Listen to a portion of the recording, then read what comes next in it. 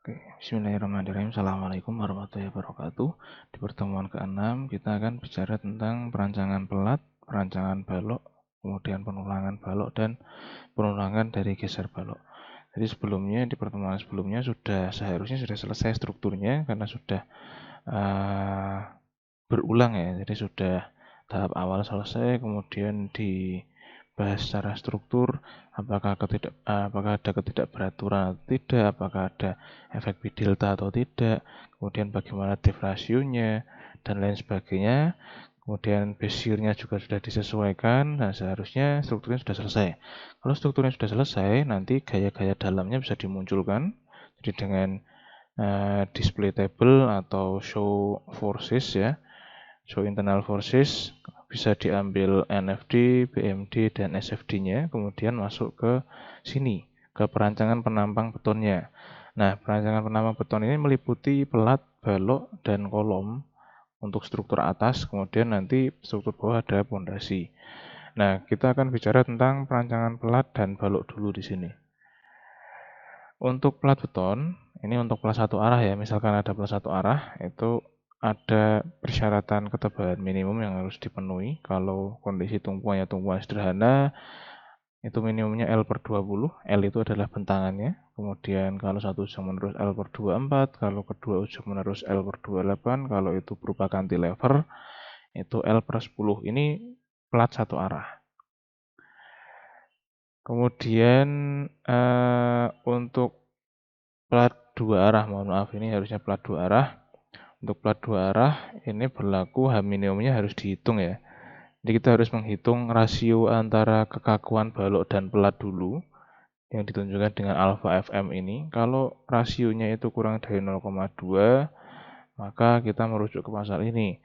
Kalau rasionya antara 0,2 sampai dengan 2, itu ada 2 ya, kita harus menghitung ini dengan persamaan ini atau bisa langsung 125. Nah, itu kita cek mana yang terbesar antara dua ini. Hasil hitungan ini dan 125 itu mana yang terbesar, itu yang kita pakai sebagai H minimumnya. Kemudian kalau rasionya lebih dari 2, itu yang terbesar dari ini dan ini. Jadi dihitung. Itu untuk plat dua arah. Untuk batas lanjutannya, dari SNI 2847 2019 memberikan persyaratan seperti ini. Kalau itu untuk atap datar, boleh L per 180, kemudian kalau itu lantai, itu batas lanjutannya L per 360. Kenapa L per 360? Karena di atas lantai itu ada dinding-dinding atau elemen non-struktural yang dia sifatnya getas ya. Kayak misalkan dinding kaca atau dinding bata itu getas. Kalau ada elemen non-struktural yang getas seperti itu, batasnya L per 360. Sedangkan untuk elemen-elemen non-struktural yang dia sifatnya lebih fleksibel gitu, partisi yang ringan dan dia agak tahan terhadap lendutan, artinya kalau ada lendutan besar dia tidak rusak, maka itu boleh L per 240. Tapi pada umumnya kan dinding itu dari bata ya, atau kalau kita bicara gedung agak tinggi itu kan bisa juga fasadnya dari kaca. Kalau seperti itu maka berarti bahan tersebut adalah bahan-bahan getas, jadi kita ambil yang L per 360 untuk batas landutannya. Oke, untuk penghitungan plat beton itu kita masih pakai ini, koefisien momen yang dari tabel PBI ya. Itu masih kita pakai karena ini masih relevan. Jadi tinggal menyesuaikan jenis tumpuannya, apakah terletak bebas, apakah terjepit penuh, dan sebagainya. Jadi kita tinggal pilih di sini. Tapi yang jelas ini masih dipakai untuk penghitungan baik di SNI 2847 2019. Oke, kita masuk ke contoh perancangan plat beton ya. Ini menurut SNI 2847 2019.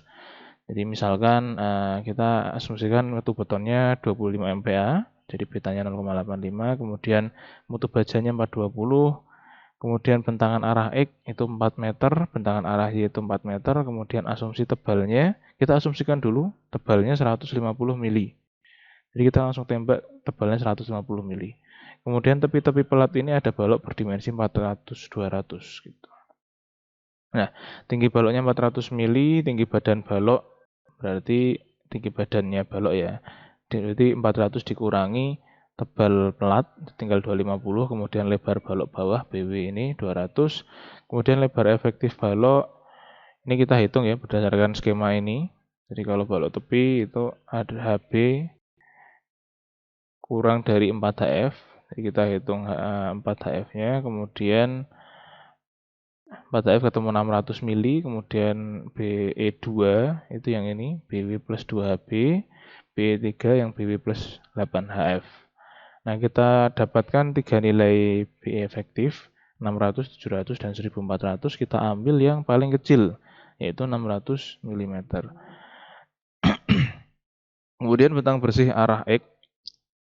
Untuk betang bersih arah X, berarti LX tadi dikurangi dengan lebar dari baloknya ya, lebar BW.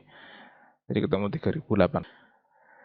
Begitu juga untuk yang arah Y, LNY itu bisa didapatkan dari LY kurangi BW, jadi 3800. Nah, tahap berikutnya kita harus menghitung titik berat dari penampang ini supaya kita bisa tahu inersia gabungannya. Jadi kita harus tahu inersia perbandingannya si balok dengan plat. Supaya karena ini kan plat dua arah. Kalau plat dua arah kita harus menghitung rasio kakuan balok dan platnya. Nah, baloknya sendiri kita anggap sebagai balok T karena dicor monolit antara badan balok dengan platnya. Jadi untuk baloknya adalah balok T, kemudian untuk platnya ya plat biasa saja. Oke, kita hitung dulu dari titik berat yang 1, kemudian titik berat 2, kemudian luas 1, luas 2. Dari ini kita bisa menghitung titik berat balok T-nya. Jadi untuk titik berat balok T-nya ketemu 253,57143. Berikutnya kita bisa hitung inersia baloknya. Jadi inersia gabungan antara ini dan ini. Ketemu sekian, kemudian inersia platnya hanya yang atas saja ya. Dan dipakainya adalah LNX ya. Jadi bukan LX tapi LNX. Kemudian ketemu sekian, nah dari sini kita hitung rasio kekakuan balok pelatnya, alfa FM-nya ketemu 1,604567. Artinya posisinya dia adalah di antara 0,2 dan 2, jadi ada di sini. Jadi kita harus menghitung dengan ini dan 125. Nah, tebal minimum hasil hitungan yang ini itu ketemu 99,59635. Kemudian yang tebal minimum kedua adalah 125. Dari kedua ini kita ambil yang paling besar. Berarti tebal minimumnya yang dipakai adalah 125 mili. Nah, asumsi tebal yang dipilih tadi kan 150 mili. Itu sudah memenuhi dari tebal minimum yang hasil hitungan ternyata begitu. Oke, nah berikutnya kita bisa lanjut karena asumsi kita sudah memenuhi. Nah, kita masukkan pembebanan. Di sini anggap saja asumsi bebannya DL-nya sudah termasuk berat sendiri ya, itu 5,4 kN per meter persegi. Kemudian untuk beban hidup 5 kN per meter persegi. Nah, kita pakai beban ultimate di sini. Karena kita akan merancang penampang ya, jadi kita pakai ultimate-nya. Kita pakai kombinasi 1,2 DL plus 1,6 LL karena bebannya hanya ini. Ketemu 14,48 kN per meter persegi. Nah, nantinya kalau sudah ada internal force dari sub, itu tinggal ambil saja, kita pilih kombinasi yang mana, yang paling ultimate, kemudian kita langsung ambil berapa beban ultimate-nya di situ. Gitu. Tergantung kita inputnya apa. Kalau ada ADL ya masukkan ADL juga. Oke, berikutnya kita tentukan koefisien momen pelatnya. Jadi kita balik ke tabel koefisien momen pelat di sini. Nah, kita ambil yang berarti yang sesuai adalah yang kondisi yang kedua ini. Karena di tepinya semuanya ada baloknya, jadi kondisinya adalah terjepit penuh. Nah, artinya kita pakai yang kondisi 2. Kemudian kita cari yang rasionya, tadi kan bentangan arah X dan arah Y sama ya, 4 dan 4, jadi 1. Berarti yang ini, 21, 21, 52, 52 di sini. Jadi koefisien momen pelatnya secara berurutan lapangan X, lapangan Y, tumpuan X, tumpuan Y itu 21, 21, 52, 52.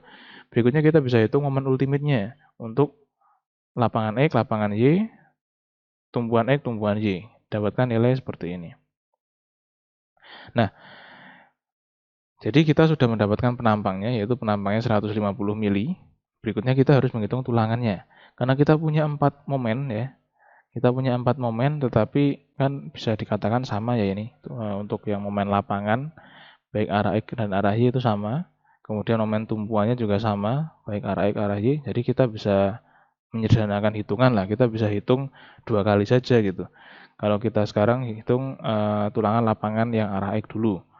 Di sini kita harus menghitung MN dulu ya, momen nominal dari lapangan arah X, MU yang didapatkan tadi, MU LX, MU lapangan X dibagi dengan V, didapatkan nilai sekian, kemudian tinggi efektifnya, ini dikurangi selimut beton ya, didapatkan nilai 120 mili.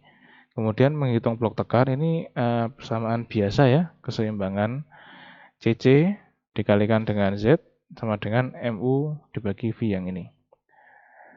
CC-nya diuraikan menjadi 0,85, FC aksen kali A kali BW, kemudian Z-nya adalah D min A per 2. Nah, dari sini kita urai semuanya akan didapatkan nilai ABC ya. Ini adalah persamaan kuadrat. Jadi nanti akan dapatkan nilai persamaan kuadrat, yaitu nilai ini dengan variabel A kuadrat, nilai ini dengan variabel A, dan ini dengan konstantanya gitu. Jadi A-nya adalah ini, B-nya adalah ini, C-nya adalah ini. Berikutnya dari persamaan kuadrat ini sama dengan 0, kita bisa dapatkan akar-akarnya. Akar-akarnya dapatkan X1-nya 228,88 dan X2-nya 11,11 mm. Nah, berikutnya kita masuk ke keseimbangan untuk menghitung kebutuhan tulangan ya. Ini kan tadi untuk mencari batas blok tekan ya. Kemudian ini kita menghitung tulangannya. Kebutuhan luas tulangannya 0,85 kali FC aksen kali A kali BW per FY. Berikutnya, ini kan A sudah didapatkan nilai hasil dari sini tadi. Jadi tinggal kita masukkan ke sini. Jadi kita bisa dapatkan nilai AS-nya. Nah, berikutnya untuk membatasi kita hitung AS min-nya. AS min-nya menurut SNI ya, itu adalah 0,2% gitu. Jadi 0,002 ini kan sama dengan 0,2% dikalikan dengan B pelatnya, kalikan dengan HF-nya.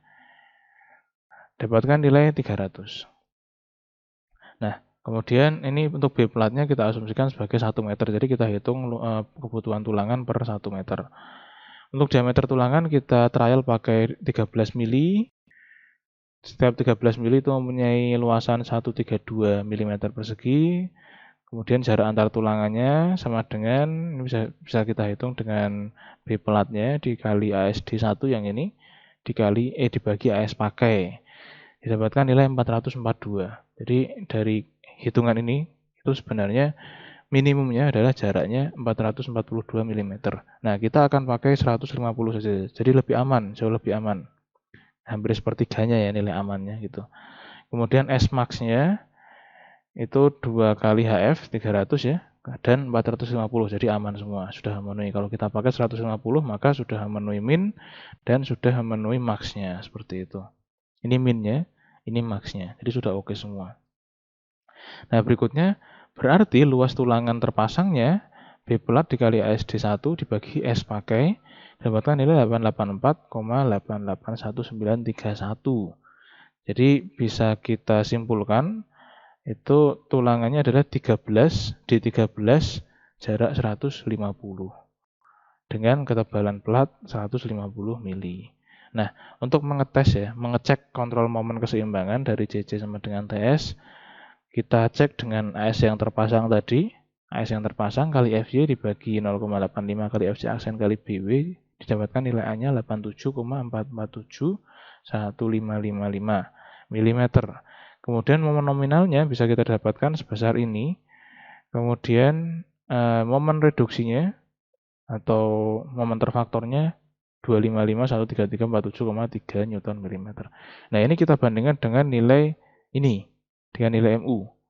Maka akan didapatkan apakah kondisinya memenuhi atau tidak. Kalau ini lebih besar dari MU berarti dia oke gitu. Nah, ini sudah oke. Artinya untuk tulangan lapangan arah X kita bisa pakai yang ini 13 D13 150 begitu. Oke, dengan metode yang sama untuk tulangan lapangan arah Y, tumpuan arah X dan lapangan arah X, tumpuan arah X dan tumpuan arah Y bisa didapatkan nilainya. Oke, berikutnya kita masuk ke perancangan balok dan penulangan balok ya.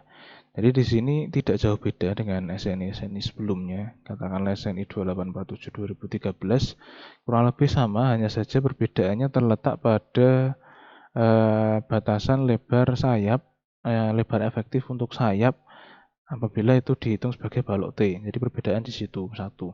Kemudian yang kedua perbedaannya ada di batasan beta 1 ya. Beta 1 ini koefisien untuk mutu beton ya. Untuk mutu beton ketika dia akan menghitung blok tekan gitu. Jadi perbedaannya ada di situ.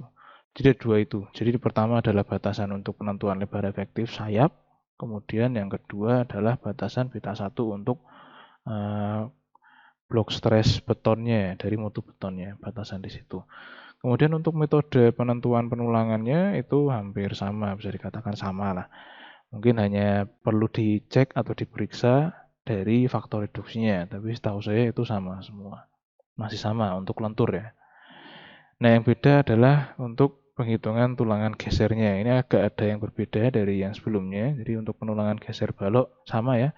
Jadi Vn sama dengan Vc plus Vs, di mana Vn ini adalah penjumlahan dari tahanan geser beton dan tahanan geser dari tulangannya apabila diperlukan tulangan gitu. Nah, di sini ada syarat penampang beton. Jadi penampang betonnya yang diwakili oleh BW dan D, kalau dimasukkan ke sini ini harus memenuhi persamaan ini gitu. Jadi VC tambah 0,066 kali akar FC aksen kali BW kali D dikalikan dengan nilai V ini harus lebih besar daripada VU-nya. Jadi nilai BW dan D ini mewakili dari syarat penampang betonnya. Seperti itu harus memenuhi ini. Nah, berikutnya ada beberapa kondisi untuk kondisi geser yang terjadi. Apabila dia lentur murni, jadi geser itu terjadi ketika balok itu berperilaku lentur murni, VC-nya bisa dihitung dengan persamaan ini. 0,17 kali gamma kali delta akar FC aksen kali BW kali D, atau lebih detailnya seperti ini. Kemudian bisa juga dia dalam kondisi lentur dan aksial gitu. Jadi selain dia lentur ada aksialnya juga. Nah, aksial di sini yang namanya aksial kan ada aksial desak dan ada aksial tarik ya. Apabila aksialnya adalah aksial desak, itu dipakai persamaan yang ini. Tapi apabila aksialnya adalah aksial tarik, maka yang dipakai adalah persamaan ini gitu. Jadi tinggal disesuaikan si balok itu dalam kondisi apa. Kalau dalam kondisi lentur murni, berarti pakai yang ini untuk menghitung VC-nya. Kalau dalam kondisi lentur dan aksial, tinggal kita lihat aksialnya itu aksial desak atau aksial tarik. Kalau desak pakai ini, kalau tarik pakai ini. Seperti itu. Nah, berikutnya untuk spasi maksimum tulangan geser, ini diatur juga spasi maksimum tulangan geser. Harus mengacu ke sini ya. Jadi dihitung antara ini atau 600, antara ini atau 300, seperti itu. Kita ambil yang paling kecil karena ini jarak antar tulangan. Nah, untuk persamaan persepsi, jadi untuk tulangan geser itu kita notasikan sebagai AV selanjutnya ya. Kita notasikan sebagai AV. AV ini adalah 2 kali luas tulangan. Karena sengkang paling sedikit adalah 2 kaki gitu. Jadi kalau 2 kaki seperti ini, 3 kaki seperti ini, 4 kaki seperti ini. Ini kalau kita potong, jadi AV itu adalah kalau sengkangnya itu kita potong. Kalau sengkangnya kita potong, kita punya 2 kali luas tulangan sengkang ya kan. Jadi untuk AV itu ada sama dengan 2 kali AS. Kalau 2 kaki. Kalau 3 kaki, AV-nya adalah 3 kali AS. Kalau 4 kaki, 4 kali AS. Seperti ini. Jadi kalau misalkan seperti ini, kita pakai tulangan D10 untuk sengkangnya, berarti AV-nya sama dengan 2 kali luasan diameter 10. Kalau kita pakai 3 kaki, berarti 3 kali luasan diameter 10. Kira-kira seperti itu. Nah, perbedaannya dengan SNI yang sebelumnya, kalau SNI yang 2019 ini, itu ada 5 zona yang harus dibahas. Jadi ada zona 1 yang tidak perlu tulangan geser, kalau VU-nya kurang dari setengah kali VVC, ini masih sama ya. Kemudian yang zona 2, kalau VU-nya itu terletak lebih dari setengah VVC, tapi lebih kecil dari VVC. Ini berlaku aturan ini. VS min-nya kurang dari ini, VS min-nya yang kedua kurang dari ini gitu. Kemudian AV min-nya lebih dari ini dan AV min yang kedua lebih dari ini. S max-nya diatur harus kurang dari D/2 dan kurang dari 600. Jadi kalau VU-nya itu terletak di zona 2, maka berlaku persamaan ini. Kalau zona 3, artinya VU-nya ada di lebih dari VVC, tapi kurang dari V kali VC plus 0,33 akar FC aksen kali BW kali D, itu berlaku persamaan ini. Kemudian kalau dia di zona 4, dia lebih dari ini, lebih dari V kali VC tambah 0,33 akar FC aksen kali BW kali D, tapi kurang dari, ini yang batasan penampang tadi yang kita bicarakan di awal. Nah, itu berarti harus memenuhi persamaan ini. VS-nya dihitung dengan ini, AV-nya dihitung dengan ini, S max-nya dibatasi dengan ini gitu. Nah, berikutnya Kalau terletak di zona 5, artinya lebih dari, VU-nya lebih dari batasan penampang tadi, berarti penampangnya harus diperbesar. Artinya batasan penampang yang di awal tadi, yang ini syarat penampang beton itu tidak terpenuhi. Jadi dari beberapa zona tadi, ini adalah batas tertinggi. Kalau ini tidak terpenuhi, atau VU-nya itu lebih besar dari ini, berarti memang penampang betonnya kurang besar. Begitu. Jadi yang di SNI 2019 ini ada 5 zona. Bedanya dengan SNI yang sebelumnya kita bahas di 3 zona ya. Yang SNI ini ada 5 zona, begitu. Nah, kalau kita gambarkan secara skema, ini ada zona 1, itu tidak perlu tulangan geser. Kemudian VU-nya semakin tinggi ya. Kalau zona 2 ini batasannya ini VVC. Kalau VU-nya itu kurang dari setengah VVC, maka tidak perlu tulangan geser.